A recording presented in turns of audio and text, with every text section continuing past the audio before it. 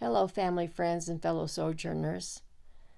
In the summer of 1989, we had been invited to go to Bonnie Reservoir to camp out with some firefighter friends.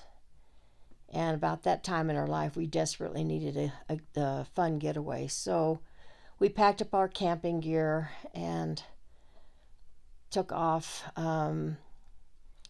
driving to it's a lake that's just almost on the eastern border of Colorado and Kansas. So I was driving, and as I'm driving, I had a vision. It was strange. Not like, some of the visions I have are extraordinary, but this was just unusual.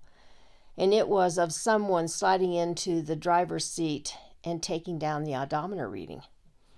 And I thought that was pretty strange. But as I'm driving, getting closer and closer to Burlington, Colorado, and the Bonnie Reservoir is just north of that, I noticed that there was a lot of angry clouds to the north of us, and it looked like we were going to be heading right into those angry clouds. And I noticed that it wasn't moving. They call that a stationary front. So I just kept driving, and then it started to pour. And when I say pour, I mean it was pouring rain. And then all of a sudden we started getting some hail, and I wanted to protect our car. It was a Dodge Caravan, big enough for our family and a few extra people. But I drove off of this county road on the way to the lake. In fact, I think I missed the turnoff for the campground because it was raining so hard I couldn't see it. And when we started seeing the hail come down, I decided to get off the road and go down into this little dirt road by these big cottonwood trees, thinking that if we got under the trees, it would protect our car. So we got there, and then all of a sudden, it looked like it was really going to hail badly. So we took our egg crate mattresses and put it on the windshield to protect that, so at least we wouldn't have a windshield to worry about.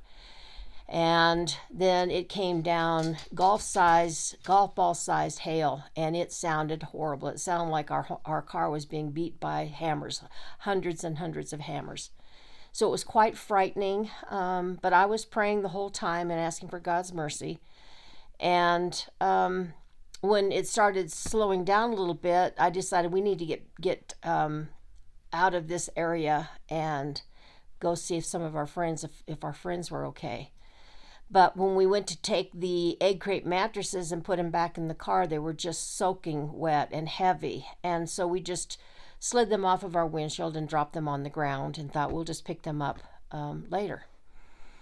So as it turns out, we wound up staying in a hotel that night because the campgrounds were just soaked. And so we spent the night in Burlington in a hotel. And when we drove back up, they said that something had happened and there was a flash flood in an area and 2 people were missing. So we went down into the little gully where we were and couldn't find the egg crate mattresses. They were up in the trees. That means that flood went right through where we were, and had we stayed, we could have been right in the middle of that flood and probably would have all lost our lives, all 7 of us at the time.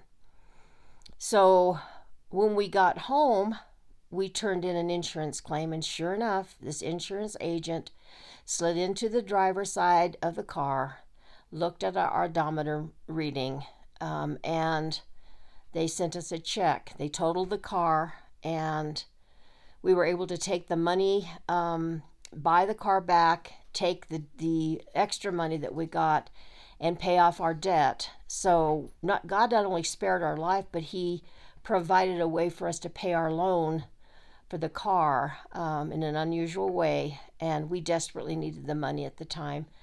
So God, in all His mercy and His grace and His provision, gave me that vision, and I didn't understand it then, but I certainly understand it now.